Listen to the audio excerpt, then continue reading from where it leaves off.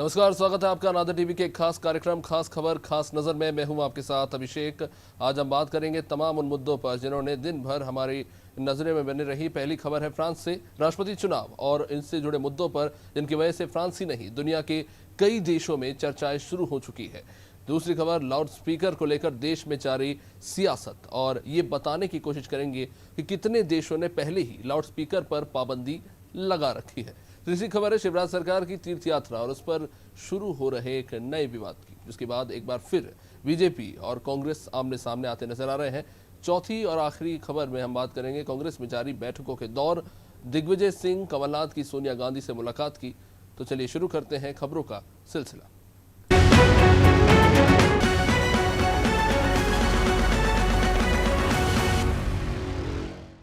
हो रहे राष्ट्रपति चुनाव की हवा भी दिन ब दिन बदलती आ रही है। पहले चरण में जहां प्रमुख विपक्षी दल की महिला नेता मारिन ली पेन ने देश की सभी मस्जिद बंद करवाने की बात कही, तो वही फ्रांस के राष्ट्रपति ने एक नए मुद्दे को हवा दे दी। फ्रांस के राष्ट्रपति इमैनुअल मैक्रो ने कंपनियों के बड़े अधिकारियों की तनख्वाह को बहुत ज्यादा बताया है, साथ ही निजी कंपनियों को कम सैलरी पे करने की तरफ इशारा भी किया है। इस रिपोर्ट में देखते हैं। फ्रांस में राष्ट्रपति चुनाव भी रोमांच की तरफ बढ़ता जा रहा है। राष्ट्रपति मैक्रो और विपक्षी नेता मरीन के बीच सीधी टक्कर होती नजर आ रही है। चुनाव के पहले चरण में मुस्लिम और मस्जिद का मुद्दा छाया रहा और दूसरे चरण में 24 अप्रैल को वोटिंग से पहले मौजूदा राष्ट्रपति इमैनुअल मैक्रो ने एक नए मुद्दे को हवा दे दी है। उन्होंने एक बहस के दौरान कंपनियों के बड़े अधिकारियों के वेतन पर सवाल उठाते हुए उसे बहुत ज्यादा बताया है। उन्होंने यूरोपीय संघ में टॉप लेवल ऑफिसर्स के वेतन की सीमा तय करने की बात कही है। मैक्रो ने कहा कि कार मेकर कंपनी स्टेलांटिस के सीईओ को $2.1 करोड़ करीब 160 करोड़ रुपए का वेतन मिलता है। यह न केवल बहुत ज्यादा है बल्कि आश्चर्यजनक भी है। उन्होंने कहा कि वो पूरे यूरोपीय संघ में शीर्ष अधिकारियों के वेतन सीमा लागू करने के समर्थन में है। फ्रांस में राष्ट्रपति चुनाव 24 अप्रैल को दूसरे चरण की वोटिंग। दूसरे चरण में उठा सैलरी का मुद्दा। राष्ट्रपति इमैनुअल मैक्रो ने उठाया मुद्दा निजी कंपनियों के कर्मचारियों का जिक्र, कंपनियों से सैलरी कम करने की मांग। राष्ट्रपति मैक्रो यही नहीं रुके, उन्होंने आगे कहा कि हमें यूरोपीय स्तर पर लड़ने की जरूरत है ताकि वेतन ज्यादा ना हो सके। हमें सीमाएं तय करने की जरूरत है और यूरोप में ऐसी व्यवस्था की जरूरत है जिसमें यह सब स्वीकार्य हो सके। अगर ऐसा नहीं हुआ तो समाज किसी भी पल फट पड़ेगा, इससे समाज में अस्थिरता आएगी। साथ ही राष्ट्रपति ने कहा कि ऐसा नहीं होना चाहिए कि एक तरफ लोगों के पास खर्च करने के लिए पैसे नहीं हैं और दूसरी तरफ इस तरह के वेतन दिए जा रहे हैं। मैक्रो ने कहा कि हमें वही करने की जरूरत है जो हमने न्यूनतम टैक्स दरों और टैक्स चोरी के खिलाफ लड़ाई में किया है। बता दें कि राष्ट्रपति मैक्रो से पहले उन्हीं की सरकार के प्रवक्ता गैब्रियल अत्तल ने स्टेलांटिस के मुख्य कार्यकारी कार्लोस तवारेस के वेतन को असामान्य बताया था। मैक्रो के साथ बहस में शामिल प्रतिद्वंदी उम्मीदवार मरीन ली पेन ने भी भारी भरकम वेतन को झटका देने वाला माना। पिछले साल फ्रांसीसी कंपनी पीएसए और इटली अमेरिकी प्रतिद्वंदी फिएट क्रिसलर मर्ज हो गए थे, तब स्टेलांटिस अस्तित्व में आई। ये दुनिया की चौथी सबसे बड़ी कंपनी बन गई है। समाज में आती अस्थिरता, राष्ट्रपति इमैनुअल मैक्रो का बयान। सैलरी की तय होनी चाहिए सीमाएं। कुछ लोगों के पास नहीं है एक भी पैसे, दूसरी तरफ कंपनियां दे रही मोटा वेतन। ऐसे में समाज किसी भी पल फट पड़ेगा। राष्ट्रपति चुनाव में मतदान के दूसरे चरण में जहां सैलरी मुद्दा बनी, तो वहीं पहले चरण में हिजाब मामला उछाला गया था। दक्षिणपंथी उम्मीदवार मरीन ली पेन ने वादा किया है कि अगर वह सरकार में आई तो हिजाब पहनने वाले मुस्लिमों पर जुर्माना लगाएंगी। भारत समर्थक ली पेन ने कहा कि जिस तरह गाड़ियों में सीट बेल्ट पहनने को उम्मीदवारों को मिले कम वोट, वहीं पहले चरण के मतदान के बाद मैक्रो को हारे हुए समाजवादियों, वामपंथियों, ग्रीन दलों और रूढ़िवादी उम्मीदवारों का समर्थन हासिल हो गया है। वहीं मरीन ली पेन की उम्मीदवारी पूरी तरह से उनके कट्टर दक्षिणपंथी प्रतिद्वंदी एरिक ज़ेमूर के समर्थन पर टिकी है। मरीन ली पेन और ज़ेमूर दोनों ही आप्रवासियों के खतरे और यूरोपीय संघ को लेकर आशंका जैसे अहम मुद्दों पर आपस में सहमत हैं। समाजवादी पार्टी की प्रत्याशी एन हिडाल्गो ने भी ली पेन की जीत के खिलाफ राय दी है। उनका कहना है कि इससे सबके प्रति नफरत बढ़ेगी। वहीं रिपब्लिकन पार्टी के प्रत्याशी वैलेरी पैक्ट्रेसे ने कट्टरपंथियों के राष्ट्रपति पद के बेहद करीब तक पहुंच जाने को लेकर चिंता जताई है। मैक्रो को मिला समर्थन। पहले चरण के बाद मैक्रो को मिला समर्थन। ला रिपब्लिकन ने किया मैक्रो का समर्थन। सोशलिस्ट पार्टी का भी मिला मैक्रो को समर्थन। मरीन ले पेन के खिलाफ दोनों दलों का वोट। दक्षिणपंथी समर्थक मानी जाती है मरीन ले पेन। दोनों नेताओं का मुकाबला दूसरे चरण में होगा। इसमें जीतने वाला फ्रांस का नया राष्ट्रपति बनेगा। अब 24 अप्रैल को होने वाले मतदान के बाद ये पता चलेगा कि कौन राष्ट्रपति की कुर्सी पर बैठता है। लेकिन फिलहाल दोनों दलों के बीच मुद्दों की जंग जारी है। ब्यूरो रिपोर्ट, अनादि टीवी। भारत में इस समय लाउड स्पीकर पर अजान का मुद्दा काफी गर्म है। बीजेपी और हिंदू परिषद के सदस्य लाउड स्पीकर पर अजान के बैन की मांग कर रहे हैं, जबकि कुछ लोग लाउड स्पीकर पर हनुमान चालीसा का पाठ करने की इजाजत भी मांग रहे हैं। ये मुद्दा धर्म के साथ साथ सियासत से भी जुड़ा हुआ है। लेकिन क्या आप जानते हैं कि मुस्लिम बाहुल्य देश इंडोनेशिया में लाउड स्पीकर पर अजान बैन है।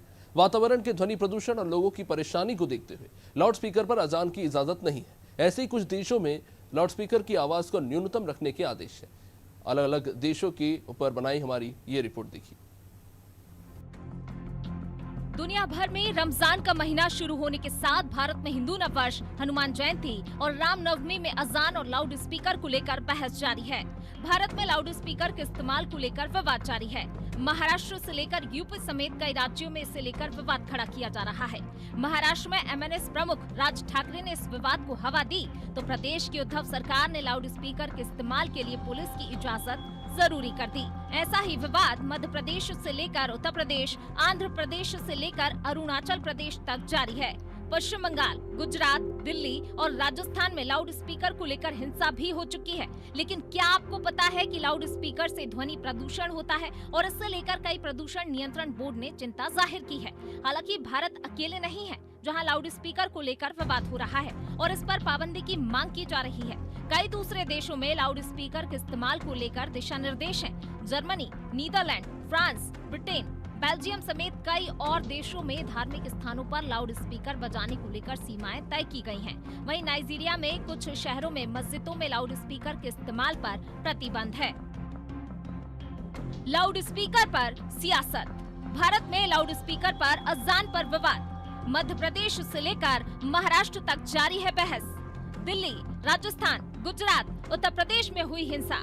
लाउड स्पीकर में अजान पर प्रतिबंध की मांग। कई इस्लामिक देशों में बैन है लाउड स्पीकर। इंडोनेशिया में मुस्लिम आबादी काफी अधिक है, लेकिन यहाँ भी धार्मिक स्थलों पर लाउड स्पीकर जैसे यंत्रों का अधिक इस्तेमाल से पर्यावरण को खतरा माना गया। इसके उपयोगों को लेकर कई दिशा निर्देश जारी किए गए हैं। ब्रिटेन में साल 2020 में वाल्थम फॉरेस्ट काउंसिल लंदन ने 8 मस्जिदों को रमजान के दौरान नमाज के लिए अपनी कॉल को सार्वजनिक रूप से प्रसारित करने की अनुमति दी थी। इसके बाद लंदन शहर में कई और मस्जिदों में नमाज के लिए सार्वजनिक तौर से अपनी कॉल को प्रसारित करने की इजाजत दी थी। अमेरिका में भी धार्मिक स्थलों पर लाउड स्पीकर को लेकर विवाद रहा है।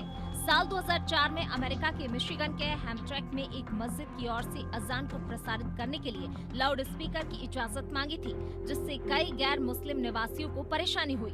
लोगों का कहना था कि वो पहले से ही चर्च में जोर से घंटी बजाने को लेकर परेशान है। इसके बाद स्थानीय प्रशासन ने शहर में सभी धार्मिक स्थलों पर लाउड स्पीकर से शोर को लेकर नियम बनाए। कहां लाउड स्पीकर पर प्रतिबंध। इंडोनेशिया में लाउड स्पीकर पर लगी पाबंदी। इंडोनेशिया में मुस्लिम आबादी काफी ज्यादा। लाउड स्पीकर के इस्तेमाल से पर्यावरण को खतरा। ब्रिटेन में साल 2020 में लगी लाउड स्पीकर पर पाबंदी। लंदन ने 8 मस्जिदों को रमजान के दौरान दी इजाजत। नमाज की कॉल सार्वजनिक प्रसारित करने की अनुमति।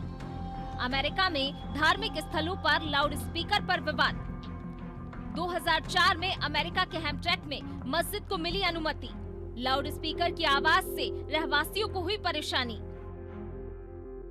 मुस्लिम देश सऊदी अरब ने रमजान के दौरान मस्जिदों में लाउड स्पीकर के वॉल्यूम लेवल पर प्रतिबंध लगाने की घोषणा की है। इस्लामी मामलों के मंत्रालय ने कहा कि स्पीकर वॉल्यूम 1/3 से अधिक नहीं होना चाहिए। अधिकारियों ने मस्जिद के कर्मचारियों से यह सुनिश्चित करने के लिए कहा है कि वे उन परिपत्रों का पालन करें जो प्रार्थना के लिए पहली अजान और दूसरी इकामा कॉल के लिए बाहरी लाउड स्पीकरों के उपयोग को सीमित करते हैं। पवित्र महीने के दौरान अतिरिक्त प्रार्थना के लिए लाउड स्पीकर का उपयोग नहीं किया जा सकता है। नाइजीरिया में तो साल 2019 में ही मस्जिदों और चर्चों पर लाउड स्पीकर के प्रयोग पर पूर्ण प्रतिबंध लग चुका है। इस सूची में पाकिस्तान भी है। पाकिस्तान के पंजाब प्रांत की सरकार ने साल 2015 में एक अध्यादेश जारी किया था, जिसके तहत मस्जिदों पर लगे लाउड स्पीकर की आवाज को कम रखने और इसका इस्तेमाल सिर्फ अजान के लिए करने को कहा था। फ्रांस ने भी ध्वनि प्रदूषण की वजह से मस्जिदों पर लाउड स्पीकर के इस्तेमाल को सीमित कर दिया है। मुस्लिम देशों में भी पाबंदी, सऊदी अरब में भी लगा लाउड स्पीकर पर प्रतिबंध। मस्जिदों में स्पीकर की वॉल्यूम 1/3 से अधिक नहीं। नाइजीरिया में भी लगा लाउड स्पीकर पर प्रतिबंध। पाकिस्तान के पंजाब प्रांत में भी लगा है प्रतिबंध। फ्रांस की मस्जिदों में लाउड स्पीकर का इस्तेमाल सीमित। अब जरा सऊदी अरब के बारे में एक नजर डालते हैं, जहां लाउड स्पीकर में नियंत्रण लगाया गया है। सऊदी अरब की कुल आबादी लगभग 3.5 करोड़ है, जिनमें से 94% मुस्लिम हैं और 3% ईसाई हैं। वहाँ लगभग 94,000 मस्जिदें हैं। महत्वपूर्ण बात यह है कि सऊदी अरब एक इस्लामिक देश है, यानी आज सऊदी अरब एक इस्लामिक देश होते हुए मस्जिदों पर लगे लाउड स्पीकर की आवाज को कम रखने के आदेश दे सकता है, लेकिन भारत एक धर्मनिरपेक्ष देश होते हुए भी ऐसा नहीं कर सकता। सोचिए, ये कितना बड़ा विरोधाभास है। जिस देश में 94% मुस्लिम आबादी रहती है, वहाँ तो लाउड स्पीकर के शोर से होने वाले नुकसान को समझा जा रहा है। वहाँ के मुसलमान इसे समझ रहे हैं, लेकिन भारत में जहाँ लगभग 14% मुस्लिम आबादी है, वहाँ अगर कोई इसकी शिकायत भी करता है तो उसे सांप्रदायिक बताया जाने लगता है। भारत वर्सेस सऊदी अरब मुस्लिम आबादी। सऊदी अरब की कुल आबादी 3.5 करोड़ के करीब। सऊदी अरब में 94% मुस्लिम आबादी। सऊदी अरब में 3% के करीब ईसाई आबादी। भारत में 14% के करीब मुस्लिम आबादी। इस्लामिक देश ईरान में की गई एक स्टडी कहती है कि मस्जिदों पर लगे लाउड स्पीकर की आवाज 85 डेसिबल से 95 डेसिबल तक होती है। इसके अलावा कुछ अध्ययन कहते हैं कि भारत में धार्मिक स्थलों पर लगे लाउड स्पीकर की आवाज 110 डेसिबल या उससे अधिक होती है। ये शोर कितना खतरनाक है, इसे आप इसी बात से समझ सकते हैं कि 70 डेसिबल से ऊंची आवाज इंसानों के अंदर मानसिक बदलाव ला सकती है। ये हमारे शरीर की धमनियों में खून के प्रवाह को भी बढ़ा सकती है। कई मामलों में इससे आपका ब्लड प्रेशर भी हाई हो सकता है। ईरान की स्टडी। इस्लामिक देश ईरान ने लाउड स्पीकर पर की स्टडी। लाउड स्पीकर की आवाज 85 डेसिबल से 95 डेसिबल हो। मस्जिदों में लगे स्पीकर की आवाज होती है 110 डेसिबल। 70 डेसिबल से ऊंची आवाज ला सकती है मानसिक बदलाव। शरीर में खून के प्रवाह को बढ़ा सकती है तेज आवाज। लाउड स्पीकर की तेज आवाज से हो सकता है ब्लड प्रेशर हाई। हालांकि भारत में मस्जिदों की संख्या को लेकर कोई स्पष्ट आंकड़ा मौजूद नहीं है, लेकिन कुछ रिपोर्ट दावा करती हैं कि भारत में करीब 3 लाख मस्जिदें हैं। हालांकि भारत में लाउड स्पीकर पर इस तरह का कोई निर्णय या प्रतिबंध आज तक नहीं लगाया गया है। ऐसा नहीं है कि भारत में सिर्फ मस्जिदों पर लाउड स्पीकर का इस्तेमाल होता है। दूसरे धार्मिक स्थलों और धार्मिक अनुष्ठानों में भी लाउड स्पीकर का प्रयोग किया जाता है। लोग इसकी शिकायत भी करते हैं, लेकिन अक्सर शिकायत करने वाले लोगों की इस पर आलोचना की जाती है। हमारे देश में इस तरह के विषय को धर्म पर हमले से जोड़कर देखा जाता है। जो फैसला सऊदी अरब ने लिया है, अगर वो फैसला हमारे देश में लिया जाता तो शायद इसका बड़े पैमाने पर विरोध शुरू हो जाता। एक खास विचारधारा के लोग भारत के संविधान को खतरे में बताने लगते, लेकिन सऊदी अरब में ऐसा कुछ नहीं हुआ। भारत में धार्मिक स्थल। भारत में लाखों में हैं मंदिर, मस्जिद और चर्च। भारत में 3 लाख के करीब मस्जिदों की संख्या। देश में 20 लाख के करीब मंदिरों की संख्या है। देश में 1 लाख के करीब ईसाई धर्म स्थल चर्च हैं। देश के 4 लाख मंदिरों पर सरकार का नियंत्रण। मस्जिद और चर्च पर नहीं होता सरकार का दखल। सच यह भी है कि भारत में ऐसे कई कानून हैं जो लागू होने के बाद भी बहस का विषय बने हुए हैं। जैसे शादी और 3 तलाक। Bangladesh, Malaysia, Algeria, Jordan, Iraq, UAE, Indonesia, Kuwait, Morocco, Pakistan, तुर्की, ट्यूनीशिया, मिस्र, लीबिया और लेबनान जैसे देश 3 तलाक पर बैन लगा सकते हैं, लेकिन भारत में इस तरह के बैन के लिए 70 वर्षों का इंतजार करना पड़ा। भारत में 3 तलाक के खिलाफ वर्ष 2019 में ही कानून बना था। भारत में मुस्लिम पर्सनल लॉ के तहत लोगों को 1 से ज्यादा शादी की छूट है, जबकि कई इस्लामिक देशों में इस पर रोक लग चुकी है। टर्की में वर्ष 1926 से इस पर प्रतिबंध है। ट्यूनीशिया में ऐसा करने पर 1 साल की जेल और जुर्माने का प्रावधान है। लेकिन भारत में इन विषयों पर आज भी बहस हो रही है। कहने का मतलब ये है कि इस्लामिक देशों में लाउड स्पीकर और शादियों पर प्रतिबंध लगाना आसान है, लेकिन धर्मनिरपेक्ष देश भारत में ऐसा करना धर्म पर हमला माना जाता है। यही बात आपको समझनी है। हमें लगता है कि अब सही समय आ गया है कि जब भारत को धर्मनिरपेक्षता की असली परिभाषा समझनी होगी और समाज व लोगों को नुकसान पहुंचाने वाले उपकरणों पर प्रतिबंध लगाने के लिए आगे आना पड़ेगा। ब्यूरो रिपोर्ट, अनादि टीवी। मध्य प्रदेश में विधानसभा चुनाव 2023 की तैयारियां तेज हो चुकी है। बीजेपी और कांग्रेस दोनों ही दलों ने योजनाओं, वादों और कार्यक्रमों के जरिए हर वर्ग से जुड़ना शुरू कर दिया है। बीजेपी जहां लाडली लक्ष्मी योजना, कन्यादान योजना के जरिए महिलाओं और युवतियों को साधने की कोशिशों में है, तो वे तीर्थ दर्शन योजना को रीलॉन्च करके बुजुर्गों को भी अपने पाले में लाने की जुगत में बीजेपी दिखाई दे रही है। साथ ही बीजेपी नेता तत्कालीन कमलनाथ सरकार पर योजनाएं बंद करने का भी लगातार आरोप लगाते रहे हैं। हालांकि बीजेपी के आरोपों पर कांग्रेस पलटवार जरूर करती नजर आई, लेकिन कहीं न कहीं नाथ सरकार में किसानों से किए वादे, कन्यादान योजना हो या लाडली लक्ष्मी योजना का लाभ ना मिलना उसके गले की फांस बना हुआ है, जो चुनाव से पहले ही कांग्रेस के लिए मुसीबत बन सकता है। मध्य प्रदेश में भले ही विधानसभा चुनाव 2023 में होने हैं, लेकिन सियासी दलों की नजर अभी से वोट बैंक पर है। राज्य में बड़ा वोट बैंक महिलाएं और बुजुर्ग हैं। अब इन्हें रिझाने की शिवराज सरकार ने कोशिशें तेज कर दी हैं। यही कारण है कि शिवराज सरकार ने पहले लाडली लक्ष्मी योजना को रिलॉन्च किया, फिर कन्यादान योजना की राशि बढ़ाई और अब मुख्यमंत्री तीर्थ दर्शन योजना फिर शुरू कर दी गई है। भोपाल के रानी कमलापति रेलवे स्टेशन से मुख्यमंत्री तीर्थ दर्शन यात्रा की ट्रेन रवाना की गई। तीर्थ दर्शन की पहली ट्रेन काशी जा रही है, जहां भगवान विश्वनाथ, संत रविदास और कबीर दास की जन्मस्थली के भी दर्शन होंगे। उधर बीजेपी विधायक रामेश्वर शर्मा ने तीर्थ दर्शन को लेकर एक बैनर अपने निवास के बाहर लगवाया है, जो राजनीतिक हवा को गर्म करता नजर आ रहा है। दरअसल रामेश्वर शर्मा ने जो बैनर घर के बाहर लगवाया है, उसमें लिखवाया है कि तीर्थ दर्शन यात्रा जिन्होंने बंद कराई थी वो भी जा सकते हैं। आज मध्य प्रदेश के लिए फिर से परम सौभाग्य की बात है कि मुख्यमंत्री शिवराज सिंह चौहान जी ने तीर्थ दर्शन यात्रा की शुरुआत की है। कुछ कारण से बीच में कांग्रेस ने इस यात्रा को बंद कर दिया था, लेकिन अब यात्रा मंगलमय होगी। बीजेपी सरकार के तीर्थ दर्शन योजना पर नहीं, लेकिन रामेश्वर शर्मा के इस बैनर पर सियासत शुरू हो चुकी है। कांग्रेस नेताओं ने रामेश्वर शर्मा के उस दावे को खारिज किया है, जिसमें उन्होंने इशारों में कांग्रेस पर योजना बंद करने का आरोप लगाया था।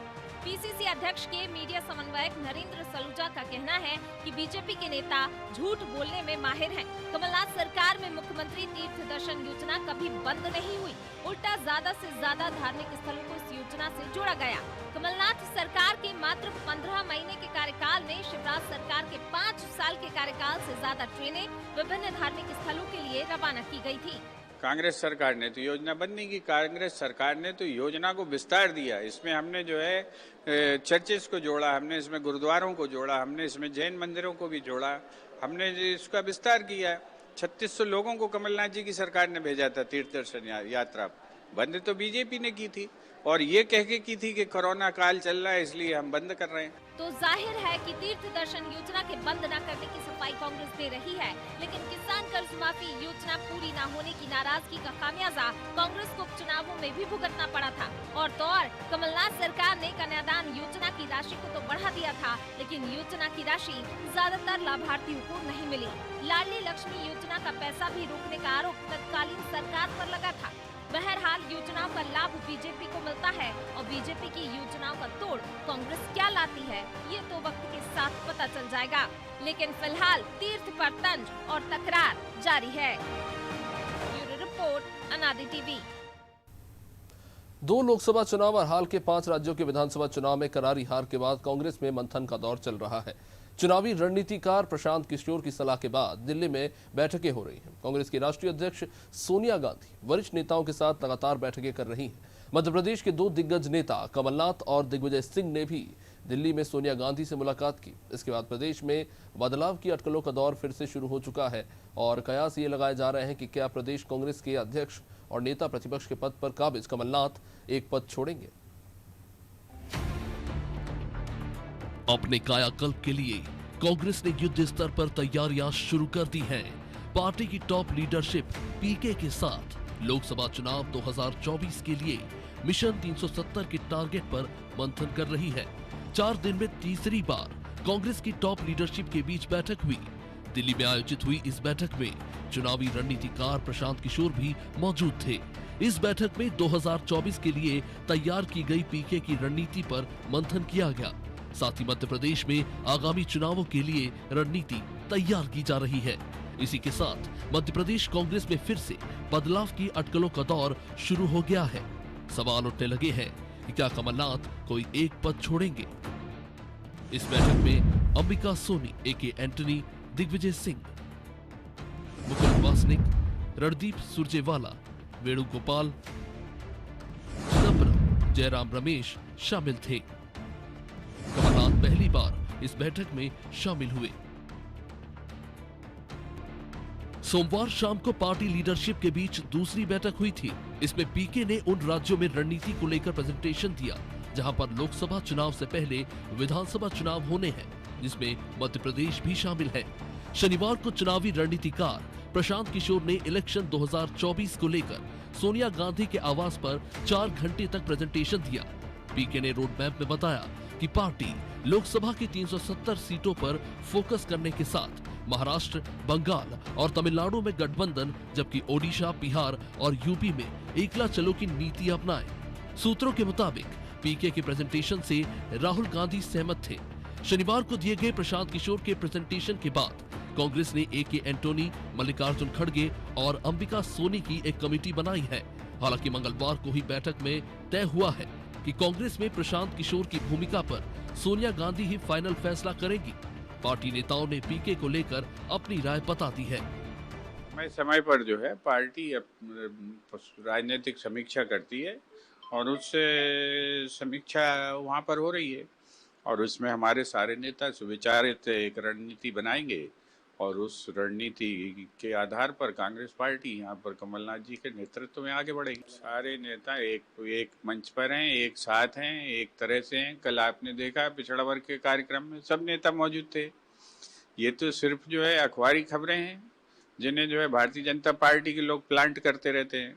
इनमें बातों में कोई दम नहीं है। कमलनाथ जी के नेतृत्व में सर्व स्वीकार्य है और उनके नेतृत्व में सारे लोग एक हैं। सब अपना अपना काम कर रहे हैं और सब पार्टी के लिए कुछ ना कुछ जोड़ रहे हैं। मध्य प्रदेश भारतीय जनता पार्टी के लिए एक आदर्श संगठन है, आइडियल स्टेट है हमारा।